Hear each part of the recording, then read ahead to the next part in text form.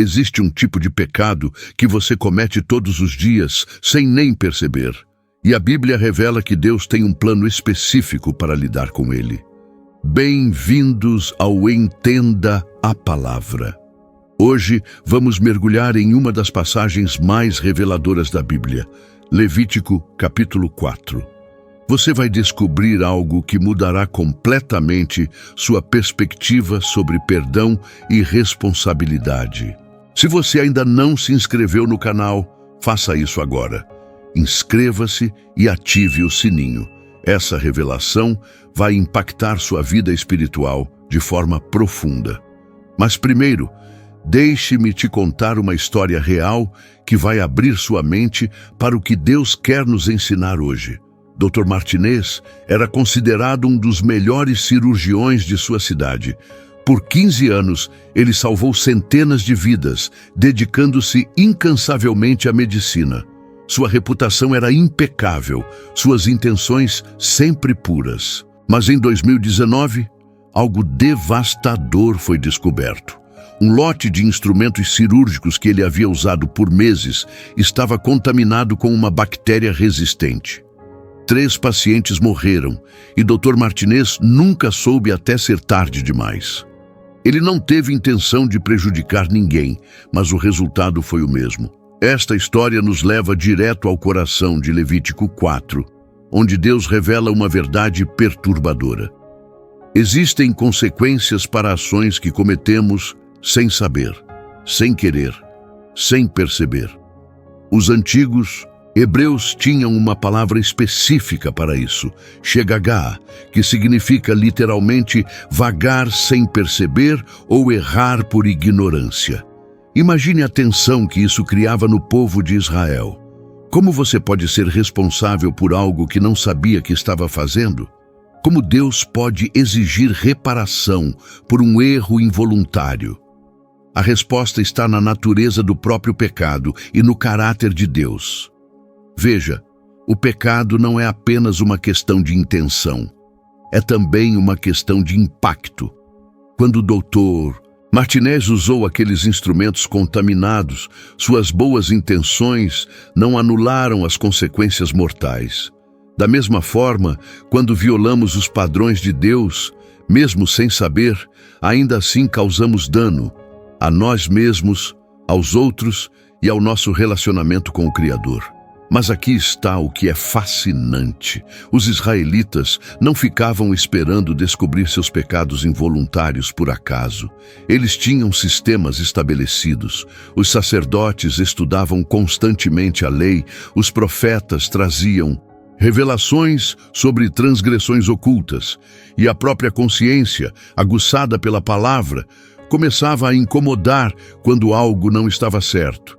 Pense em quantas vezes você já teve aquela sensação interna de que algo que você fez ou disse não foi apropriado, mesmo que na hora parecesse perfeitamente normal.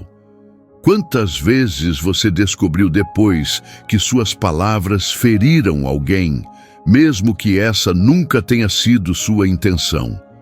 Quantas vezes você percebeu que um hábito que considerava inofensivo estava, na verdade, prejudicando sua saúde espiritual? Os antigos judeus entendiam que viver em santidade não era apenas sobre evitar pecados óbvios. Era sobre desenvolver uma sensibilidade cada vez maior aos padrões de Deus. Era sobre reconhecer que nossa capacidade de enxergar nossos próprios erros é limitada e que precisamos de ajuda divina para identificar nossos pontos cegos. E é exatamente aqui que Levítico 4 se torna revolucionário. Deus não deixa seu povo na incerteza. Ele estabelece um sistema claro, detalhado, amoroso para lidar com esses pecados invisíveis. Mas aqui está o que mais me impressiona. Deus estabeleceu 4 níveis diferentes de sacrifício. E a razão vai te surpreender completamente. O primeiro grupo mencionado é o mais chocante, o sumo sacerdote. Versículos 3 a 12 descrevem o que acontece quando o próprio líder espiritual peca sem saber. E pasmem, O sacrifício exigido é o mais caro de todos, um novilho sem defeito. Não uma cabra, não um cordeiro, mas um novilho inteiro. Porque Deus exigiria o sacrifício mais custoso exatamente da pessoa que deveria ser mais espiritual. A resposta revela algo profundo sobre como Deus vê a liderança e a responsabilidade. Primeiro, quanto maior a autoridade, maior o impacto do erro. Quando um sacerdote peca, mesmo sem intenção, ele não prejudica apenas a si mesmo. Sua influência afeta toda a congregação. Pessoas que confiam nele podem ser levadas ao erro. A própria representação de Deus diante do povo fica comprometida. Pense nos líderes de hoje, pastores, políticos, influenciadores digitais, pais de família. Quando eles cometem erros, mesmo involuntários, as ondas se espalham muito além de suas próprias vidas. Um pastor que ensina algo incorreto pode afetar centenas de pessoas. Um pai que age de forma inadequada molda a visão de mundo de seus filhos. Um influenciador que promove valores questionáveis impacta milhares de seguidores. Mas há algo ainda mais profundo aqui. O valor econômico desse sacrifício era astronômico para a época. Um novilho representava meses de trabalho, riqueza substancial. Era como pedir para alguém hoje sacrificar um carro novo. Por que Deus exigiria isso? Porque Ele queria que os líderes entendessem o peso real de suas posições. Não é um jogo. Não é honra sem responsabilidade. Liderança espiritual significa que seus erros custam caro, não apenas para você, mas para todos ao seu redor. Historicamente, sabemos que muitos sacerdotes vinham de famílias abastadas, mas mesmo assim, esse sacrifício representava um investimento significativo. Era um lembrete constante de que o chamado à liderança espiritual não é uma bênção barata. É uma responsabilidade cara. O segundo grupo são os líderes civis, os príncipes, os governadores, os que têm autoridade política ou social. Para eles, o sacrifício era um bode, menor que o novilho, mas ainda assim substancial. Deus reconhece que liderança secular também carrega peso espiritual. O terceiro grupo é talvez o mais interessante. Toda a congregação. Versículos 13 a 21 falam sobre o que acontece quando uma comunidade inteira peca sem perceber. E isso, meus amigos, é mais comum do que imaginamos. Como uma sociedade inteira pode pecar involuntariamente. Simples, normalizando o que Deus considera inaceitável. Historicamente, vemos isso acontecer repetidas vezes. Sociedades que normalizam a opressão, a injustiça, a exploração dos vulneráveis. Comunidades religiosas que gradualmente relaxam padrões bíblicos até que práticas questionáveis se tornam aceitas. Imagine os israelitas, por exemplo, gradualmente adotando práticas comerciais dos povos ao redor, talvez cobrando juros excessivos dos pobres, algo que a lei proibia. No início, pode ter parecido apenas adaptar-se aos tempos, mas, eventualmente, toda a comunidade estaria violando princípios divinos sem nem perceber. E hoje? Quantas práticas nossa cultura cristã moderna normalizou que podem estar fora dos padrões bíblicos? O materialismo desenfreado, a falta de cuidado com os necessitados, a busca por sucesso a qualquer custo, a negligência com o meio ambiente que Deus nos confiou. Mas existe um detalhe no sacrifício do sacerdote que revela algo ainda mais perturbador sobre a natureza do pecado. Quando o sacerdote oferecia o sacrifício por seu pecado involuntário, ele tinha que fazer algo que não era exigido em outros sacrifícios: levar o sangue do animal para dentro do lugar santo e aspergir 7 vezes diante do véu que separava o lugar santo do Santíssimo. 7 vezes. Por que 7? Porque 7 é o número da perfeição divina, da completude. Deus estava mostrando que mesmo um pecado involuntário quebra a perfeição da nossa comunhão com Ele. que a contaminação do pecado é tão séria que precisa ser tratada com toda a solenidade possível. Mas há mais.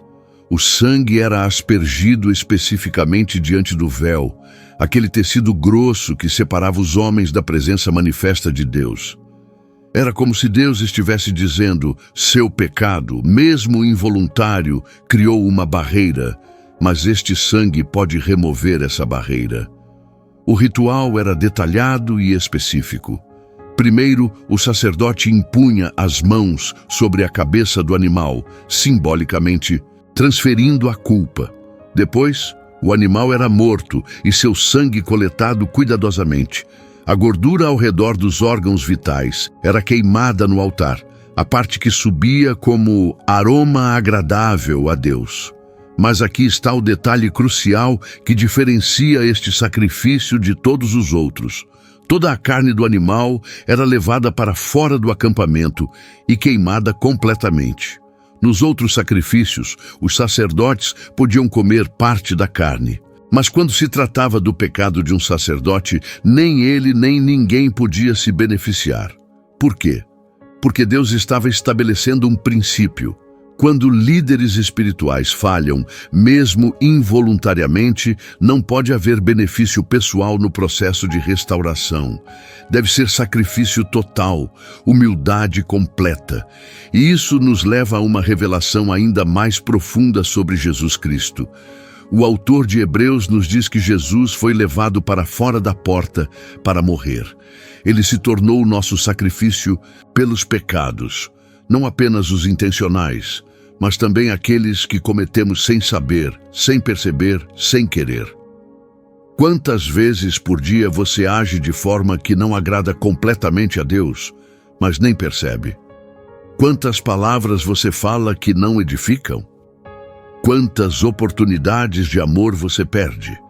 Quantas vezes sua mente divaga para territórios que não honram a Deus? Jesus morreu também por esses pecados invisíveis. Mas há uma diferença crucial entre este sacrifício e todos os outros, e ela muda tudo sobre como entendemos a graça de Deus. Agora chegamos ao que talvez seja a parte mais relevante para nós hoje: os pecados coletivos. Levítico 4, 13 e 21, descreve uma situação fascinante. Se toda a congregação de Israel errar e o erro estiver oculto aos olhos da Assembleia e eles fizerem qualquer das coisas que o Senhor ordenou que não se fizessem, tornando-se culpados, toda a congregação, errando, sem perceber. Como isso acontece? Deixe-me pintar um quadro histórico real. No século XIX, muitas igrejas americanas defendiam ardentemente a escravidão, usando até versículos bíblicos para justificar a prática. Pastores sinceros pregavam que Deus aprovava a escravidão. Congregações inteiras oravam pedindo que Deus preservasse o sistema escravocrata. Eles genuinamente acreditavam estar seguindo a vontade divina. Hoje, olhamos para trás e vemos claramente, eles estavam errados, gravemente errados. Mas na época, comunidades cristãs inteiras normalizaram e até santificaram uma prática que contradiz os princípios fundamentais do amor cristão. Como isso aconteceu? Gradualmente. Um pouco de distorção aqui, um pouco de racionalização ali. Pressão cultural misturada com interpretação bíblica tendenciosa. E, eventualmente, o que era claramente pecaminoso se tornou cristianismo normal. E isso nos leva a uma pergunta desconfortável. Em que áreas nós, como igreja moderna, podemos estar pecando coletivamente sem perceber? Considere o consumismo. Nossa cultura cristã frequentemente celebra a prosperidade material como sinal de bênção divina. Compramos o que queremos, quando queremos, raramente questionando se nosso estilo de vida reflete os valores do reino de Deus. Enquanto isso, bilhões passam fome no mundo. Ou pense na nossa relação com o meio ambiente. Deus nos chamou para ser mordomos da criação. Mas quantas de nossas práticas individuais e corporativas refletem esse chamado? Será que normalizamos o desperdício, a poluição, o descaso com o planeta que Deus nos confiou? E que tal nossa resposta à injustiça social? Jesus claramente se importava com os marginalizados, os oprimidos, os esquecidos pela sociedade. Mas será que nossas igrejas realmente refletem essa prioridade? Ou será que, sem perceber, nos acomodamos com estruturas que perpetuam a desigualdade? O versículo 14 traz esperança. Quando o pecado que cometeram se tornar conhecido, Deus sempre revela os pecados ocultos. Sempre. Pode levar tempo, mas sua luz eventualmente expõe tudo o que precisa ser corrigido. E quando isso acontece, qual deve ser nossa resposta? Levítico 4 é claro: sacrifício imediato. Não justificativas, não defensivas, não, mas todo mundo estava fazendo assim. Reconhecimento, arrependimento e ação corretiva. Para a congregação que pecava coletivamente, o sacrifício exigido era um novilho, o mesmo nível do sumo sacerdote. Por quê? Porque pecados coletivos têm impacto massivo. Quando uma igreja, uma denominação, uma comunidade cristã inteira erra, as consequências se espalham através de gerações. Mas há uma diferença crucial no ritual comunitário. Os anciãos, os líderes da congregação, eram os que impunham as mãos sobre o animal. Eles representavam toda a comunidade, assumindo responsabilidade corporativa.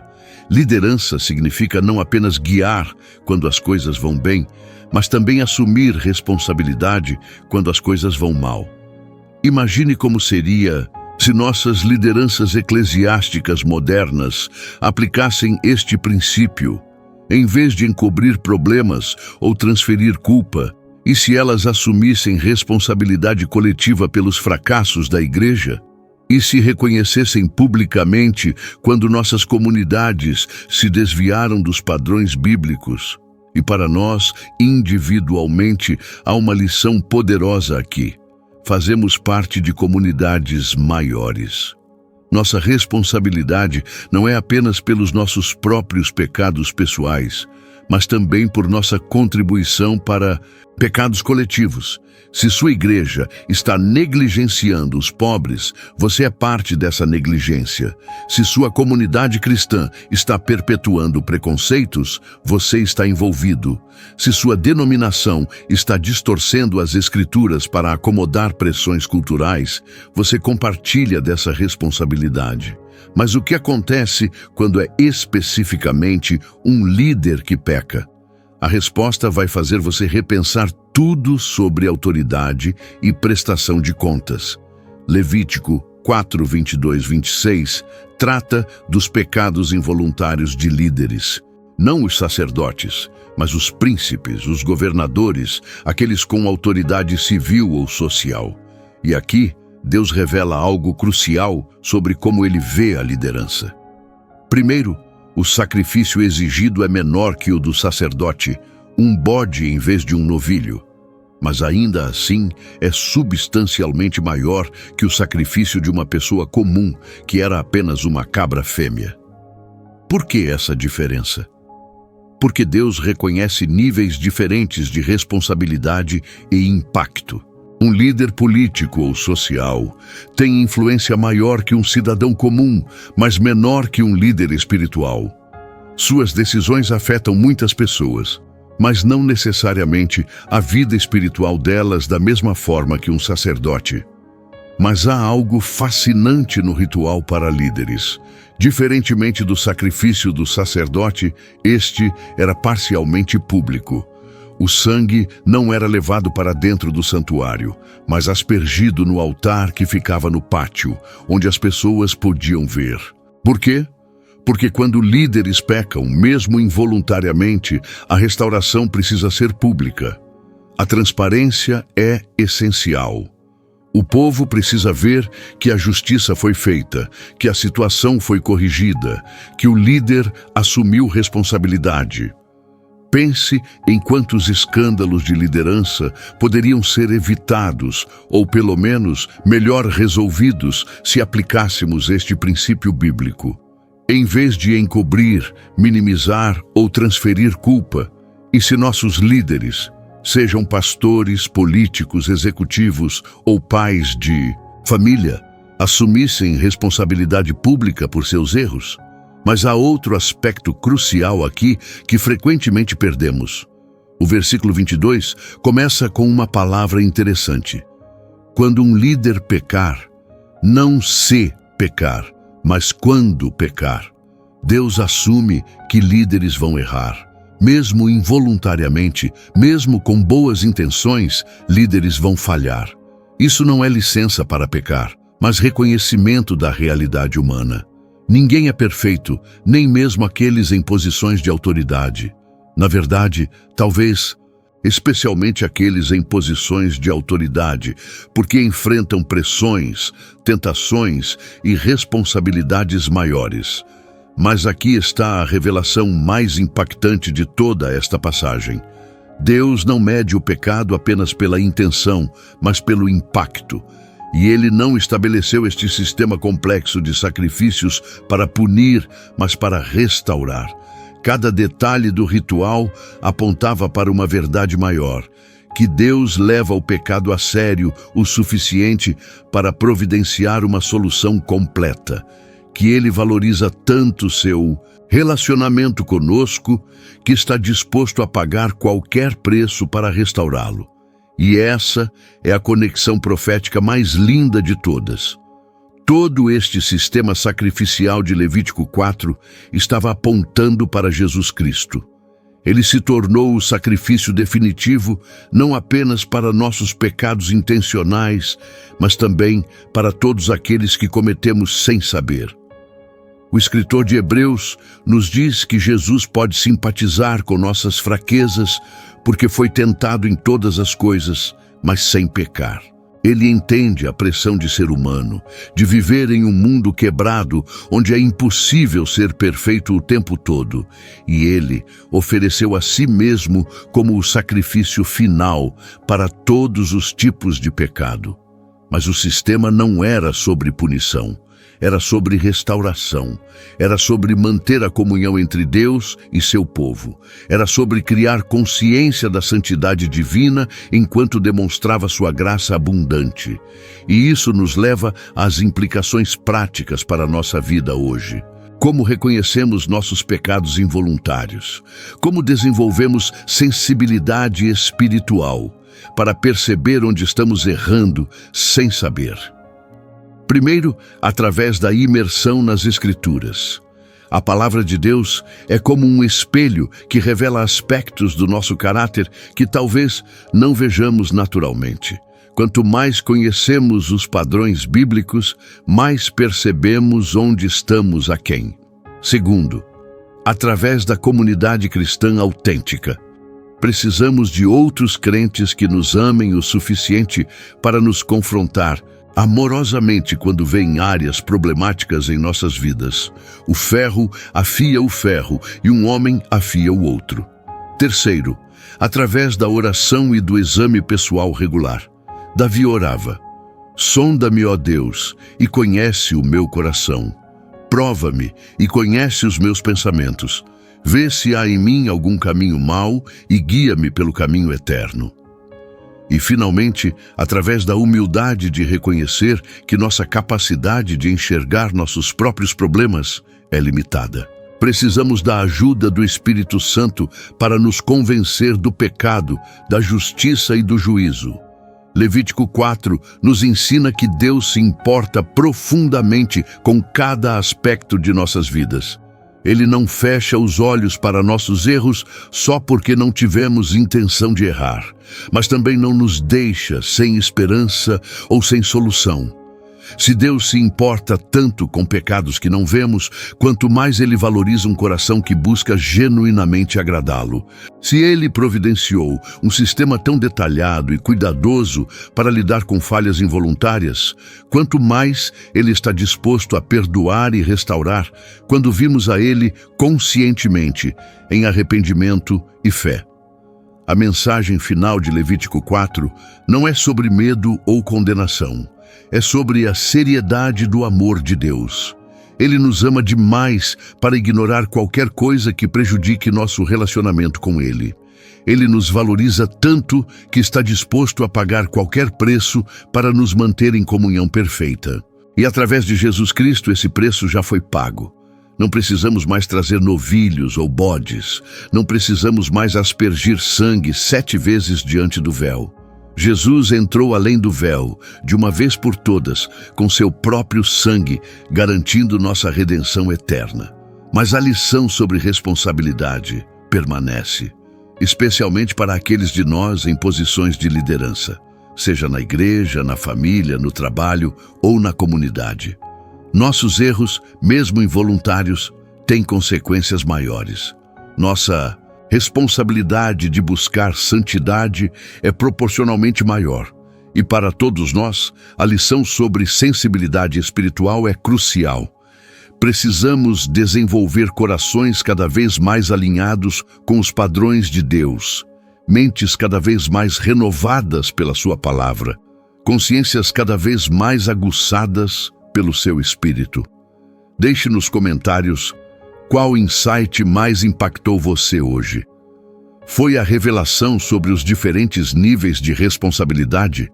A compreensão sobre pecados coletivos? Ou talvez a conexão profética com Jesus Cristo? Sua reflexão pode abençoar outros espectadores. Se este vídeo tocou seu coração e trouxe nova compreensão sobre a graça e a justiça de Deus, compartilhe com alguém que precisa ouvir essa mensagem. Às vezes, Deus usa nosso compartilhamento para alcançar exatamente a pessoa que está lutando com culpa ou com questões sobre perdão. E aqui está algo que vai te interessar. Na próxima semana, vamos explorar Levítico 5 e descobrir o pecado que pode destruir relacionamentos, mas que muitas vezes tratamos como coisa pequena. Você vai entender por que Deus trata certas pequenas transgressões com tanta seriedade e como isso pode revolucionar seus relacionamentos. Não vai querer perder essa revelação. Que Deus use esta mensagem para aprofundar sua compreensão do seu amor e da sua santidade. Que você desenvolva sensibilidade crescente para viver de forma que o agrade. E que você encontre descanso e segurança na verdade de que em Cristo todos os seus pecados, conhecidos e desconhecidos, intencionais e involuntários, foram perdoados de uma vez por todas. Deus abençoe sua semana e até o próximo vídeo aqui no Entenda a Palavra.